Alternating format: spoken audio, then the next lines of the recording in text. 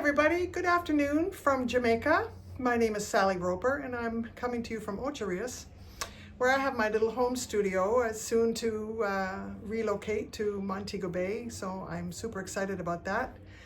And anyway, I just thought I would continue on with the kiln unloading that I did a couple of days ago. And as I said at the beginning of that video, that I had too much for one video, but not, one kiln firing, but not enough for two. So this is the remainder of things that I want to share with you. So let me just get right at it. So I did two refires. I have this this little dish, textured dish that is sky. Hold on, I'm just going to turn on another light. Oops. Okay, maybe I have another light that hasn't clicked in yet, but anyway. And I had some pinholing that was probably due to glaze not filling into all of the crevices in this pot. So I just dabbed a little bit of sky onto them and then put this back in the kiln and refired it, and it's come out really, really well. So let me just show you, and you don't even see where I did the little patchwork, and I'm really happy about that. Anyway, this came out really nicely. And this is textured with, I think MKM, is it MKM? Yeah, they're textured rollers. So that's nice. And this is the same. This had some pinholing in these little flowers here. And so I just dabbed a little bit more Celadon into those, and the refire has come out absolutely perfect. So you wouldn't even see that that there was any issue with it the first time I fired it, and so I'm really happy about that. And then I have the last you'll see of these are some stacking mugs, and this is snow on the inside and it is aqua on the outside, and it's a little lighter than I normally get from aqua. And like I said, these guys stack. And so anyway, yeah, they're okay. I'm not crazy about them, but somebody will like them because they're very functional. So they're just soup mugs. Again, these are about 5 inches across and almost 4 inches, about 4 inches tall. So so there you go. Nice. And the handle, lots of room for the handle, and I didn't take the handle down too far because that's where it meets the other mug in the stacking. So that's turned out pretty well.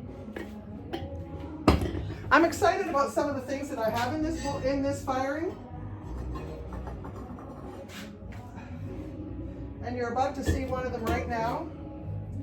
So I love making big bowls, and then I kind of figure, okay, how am I going to decorate them? How am I going to cut and carve them? So this is what I did on this one. I just did a swirl. I have, oh, okay, the light is trying to flicker on, which should, there we go. That's a lot better.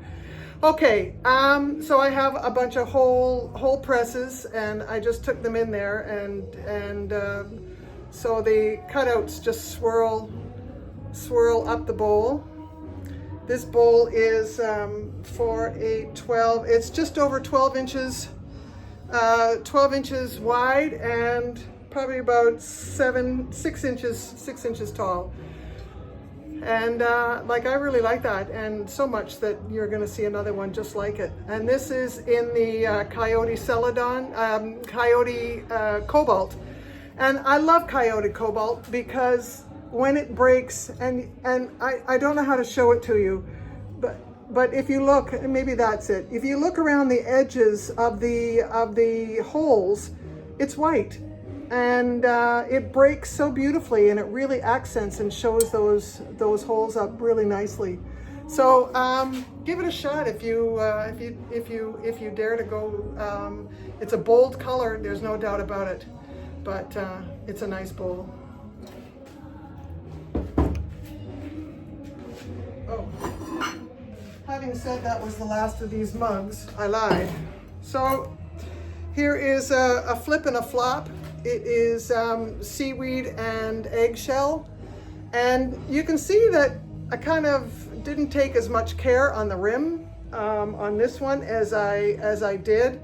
And there's been a bit of a drip down. This one, not so much. This one is a little bit better, but eggshell on the inside and sea spray on the outside.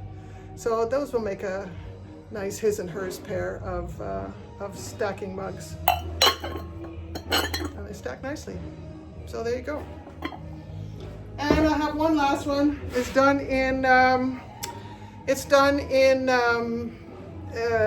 cherry blossom, opulence cherry blossom and eggshell on the inside. My husband loves pink, so in a couple of firings ago, I had one that had pink on the inside and white on the outside. So this is a little bit of role reversal. I do have a bit of crazing here, and so what I'm going to do is probably just put some pink glaze, some cherry blossom glaze on that, and I will refire it. And I might even be able to tidy up the rim a little bit. Again, that's kind of sloppy, but as I said, I'm learning to exercise patience and take my time into crafting how I glaze mugs so I get a really nice crisp line like that. That's really nice right there, but the rest of it is a little suspect. But I love the color. It's my husband's favorite color. He's a pink. He loves pink. So this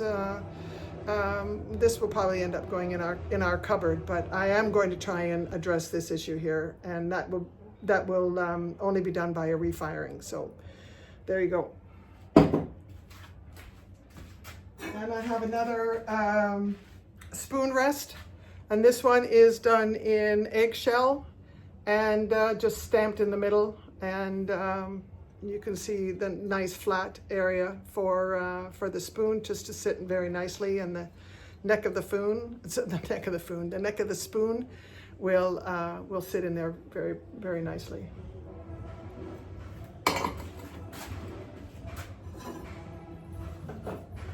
So this firing I did to 2167, and I shortened my hold by 3 minutes. So the last firing I did, I fired it with a 13-minute hold at 2167, and this one I changed it and went to a 10, and I still got a full bend of my cone 6. This is cone 5, and you can see it's just laying flat on my base, and so it has, I want to say, overfired, but probably only by 5 degrees or something like that. You can only see that just the tip of this cone is below the level of the base. So I'm going to knock off a few more minutes, maybe knock off 5 minutes, and I will take it to 2167 and hold it for 5 minutes, and see if that gives me a 5.5. Because ideally I want to go to 5.5, and so I'm not disappointed with this, because Opulence glazes love cone 6, and their reduction look, which is most of what I use, is it does like cone 6. It even likes a slow cool, which I don't do, and have done it in the past, but I don't do it much anymore.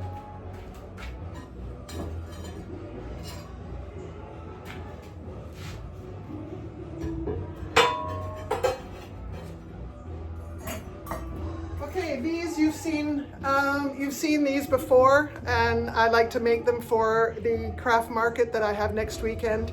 And they're just luminaries, so you just put a small votive candle in there, and I do them in sets of 3 because they look great on a mantle. They look great going down the middle of a dining room table or anywhere where you're entertaining.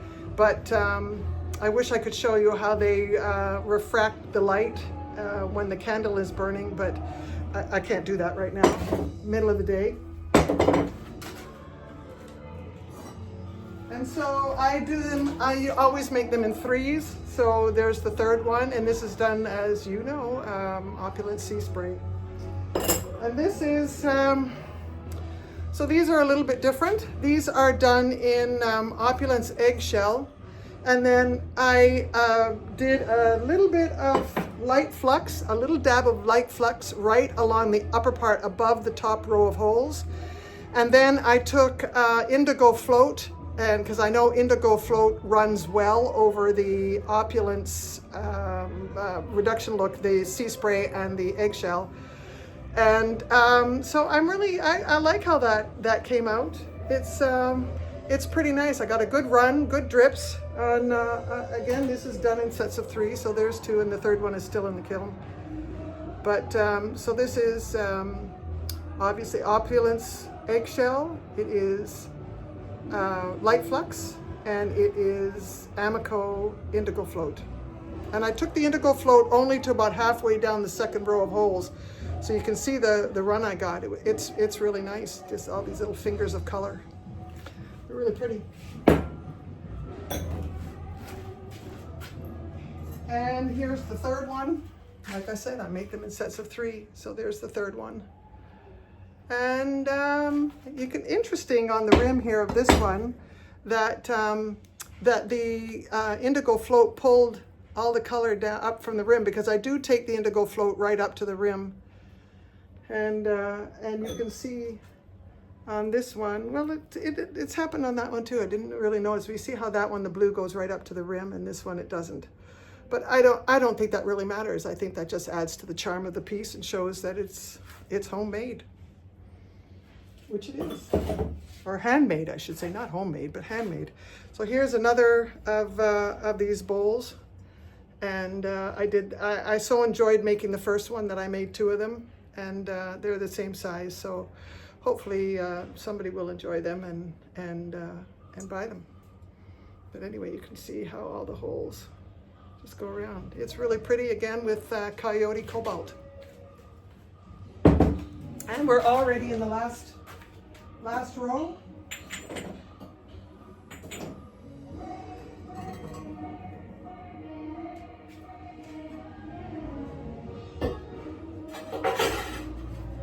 Okay, so this is a bit of a disappointment, and I don't have time to refire. Well, maybe I could almost refire tonight.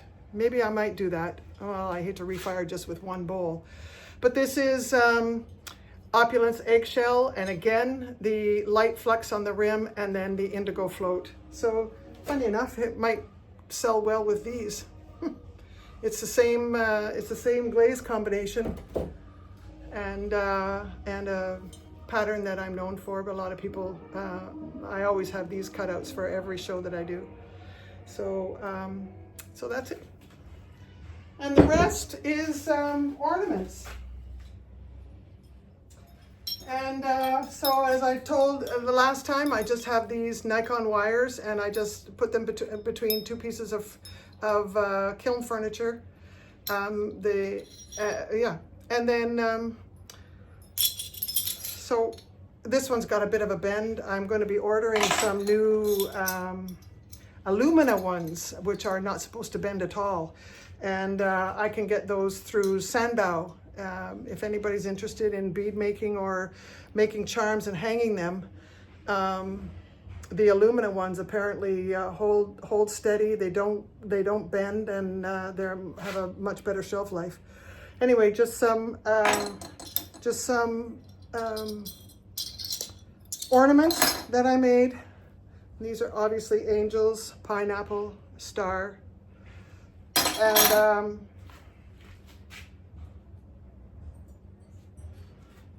yeah. And like I told you, before I glaze them, I just wax the inside of the top of one of these holes, and so I can use that to hang it on, and then these don't stick to the Nikon wire. Again, this is a smaller star in marigold, and this is in sky. No, this is not. Yes, it is. Sky or aqua? Sky. Yeah, that's sky. And then this is an old cutout shape that I do. It's just a tree with dots, and it's done in Celadon. So the rest is just ornaments. I don't think I need to bore you with all of them and whatever. And this is a palm tree that I do cut out, and I use colors for earth on these ones. This one and the pineapple, I use colors for earth and decorate them, and then I just dip them in Amico's Mixing Clear, and I don't have any problem with the discoloration or movement. They do fire vertically, so I don't get any run, and those are nice. And because I live in Jamaica, they're very tropical.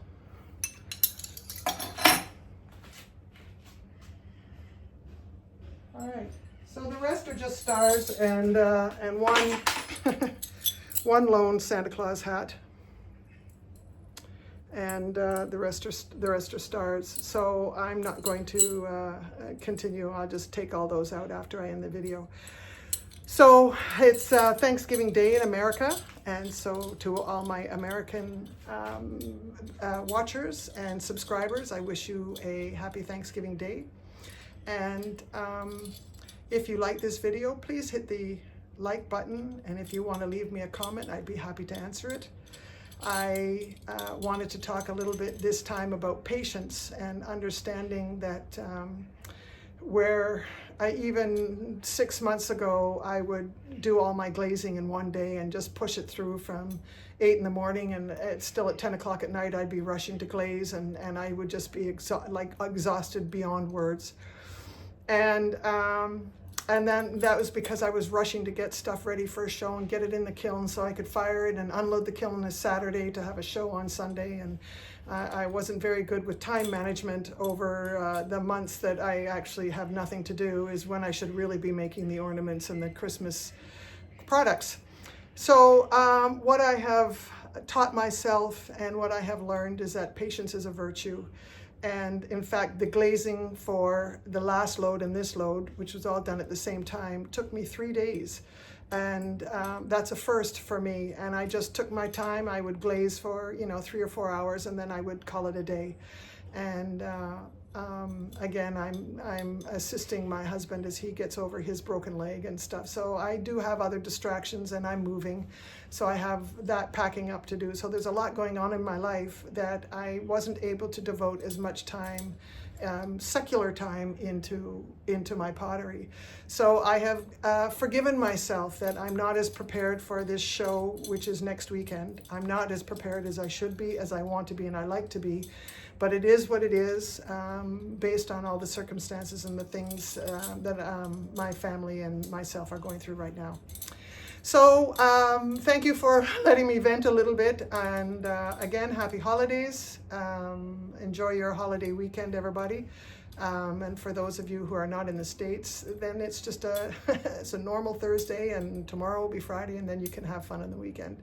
So if you would like to hit the subscribe button, please do. I would appreciate that. If you don't, that's okay too. So with all of that said, thank you very much, and I will see you soon. Bye-bye.